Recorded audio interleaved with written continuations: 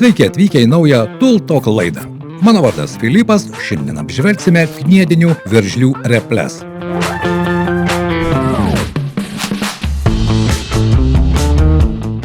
Prieš parodydamas tau, kaip jos veikia, prašau paspausti patinka ir užsiprenumeruoti šį kanalą. Taip nepraleisi nei vieno naujo vaizdo įrašo. Rinkinį sudaro 151 skirtinga dalis. Tarp jų yra kniedinių veržlių replės ir 5 skirtingų dydžių kniedinės veržlės. Norėdamas įsukti kniedėjimo kaištį, atitrauk slankiojančią įvorę ir įsuk kaištį pagal laikrodžio rodyklę. Norėdamas įsukti kniedėjimo kaištį, atitrauk slankiojančią įvorę ir įsuk kaištį pagal laikrodžio rodyklę. Tada dar kartą priveršk veržliarakčiu.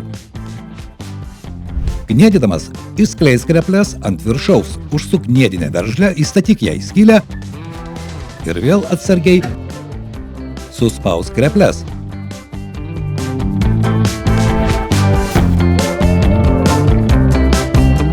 Reguliatoriumi gali vėl išlaisvinti kniedėjimo žnyples iš kniedinės veržlės.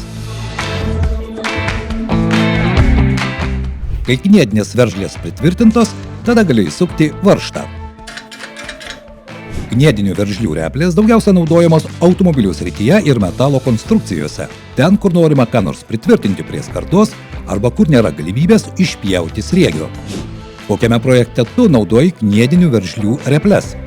Parašyk tai komentaruose ir tiesiog imkis to. Tau pavyks.